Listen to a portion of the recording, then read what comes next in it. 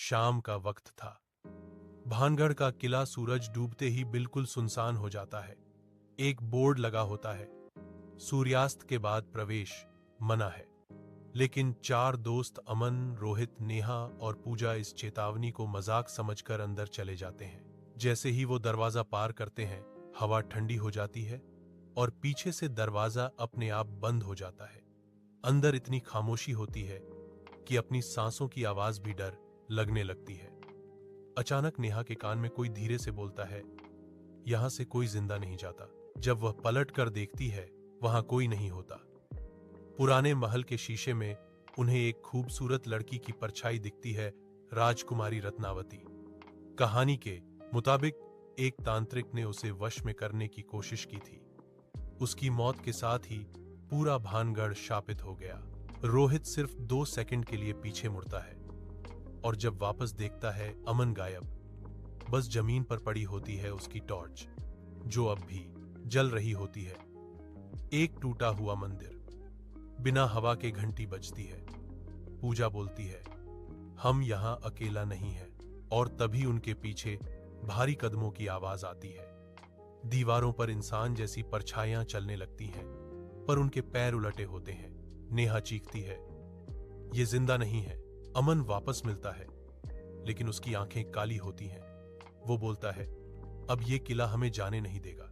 पुराने शिलालेख पर लिखा होता है, जो सूर्यास्त के बाद यहां आया वही यहीं का हो गया। और तभी हवा में हंसी गूंजती है, तांत्रिक की हंसी। एक कुआं जिसमें से खून जैसी बदबू आती है। रोहित का पैर फिसल जाता है और कुएं से हाथ निकलकर उसे खींच लेते हैं। राजकुमारी रत्नावती की आत्मा सामने आती है। उसके पीछे हजारों लाशें खड़ी होती हैं। वह बोलती है, तुम भी यहीं रहोगे। नेहा और पूजा दरवाजे तक पहुंचती हैं, लेकिन दरवाजा अब दीवार बन चुका होता है। भानगढ़ अपनी शिकार छोड़ता नहीं। पूजा अपनी जान देकर नेहा को बचने का रास्ता देती है। उसकी चीख पूरे कलिले में गूंजती है और फिर सब शांत। सुबह होती है। सिक्योरिटी को नेहा बेहोशी में मिलती है। वह बस एक बात बोलती है, अंदर सब जिंदा है, बस जीते नहीं सीसीटीवी में दिखता है। नेहा अकेली किले में कभी गई ही नहीं। वह पूरी रात किसी से बात करती रही। अस्पताल में नेहा की आंखें अचानक खुल जाती हैं। वह चीख कर उठ जाती है, वह मुझे बुला रहे हैं। डॉक्टर बोलते हैं, यह सिर्फ ट्रॉमा है। लेकिन उसी रात नेहा के हाथ पर पुराने राजपूत काल का निशान उभर आता है, बिल्कुल वही जो भानगढ़ के शिलालेख पर बना था। अब नेहा को रोज सपने आते हैं भानगढ़ का किला, वही दरवाजा, वही आवाजें। सपने में अमन, रोहित और पूजा उससे कहते हैं, तू अकेली कैसे बच गई। और हर सुबह नेहा के पैर मिट्टी से सने होते हैं, जैसे वह रात भर कहीं चलकर आई हो। एक रात नेहा खुद को भानगढ़ के मंदिर में खड़ा पाती है। सामने वही तांत्रिक जिसके कारण श्राप लगा था। वह बोलता है, श्राप अधूरा है, एक आत्मा अभी बाहर है। नेहा समझ जाती है श्राप का बोझ अब उस पर है। नेहा सुबह से बदलने लगती है। उसकी आंखें अंधेरे में चमकने लगती हैं। लोग कहते हैं, वह लड़की रात को भानगढ़ की तरफ जाती देखी गई है। और कलीले के गार्ड बताते हैं, अब रात को एक औरत की परछाई पहरा देती है। कुछ यूट्यूबर बिना परमिशन रात को भानगढ़ में घुस जाते हैं। कैमरा रिकॉर्डिंग मिलती है, उसमें एक आवाज सुनाई देती है, सूर्यास्त के बाद यह मेरी जमीन है।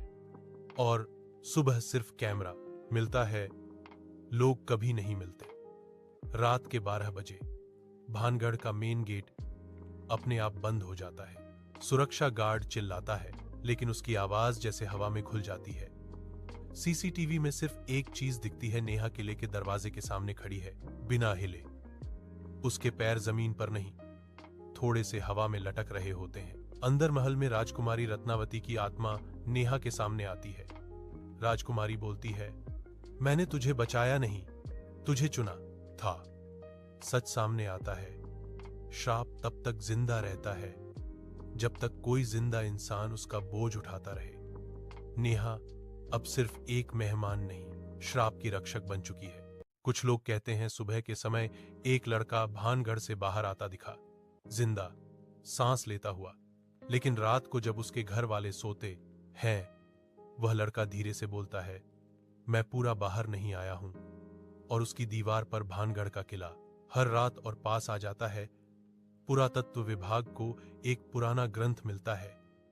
उसमें लिखा होता है, अगर श्राप का रक्षक सूर्य उगने से पहले अपनी मर्जी से किले को छोड़ दे तो श्राप टूट सकता है। एक टीम सुबह 4 बजे भानगढ़ पहुंचती है। अंदर नेहा खड़ी होती है, शांत, बिना भाव के।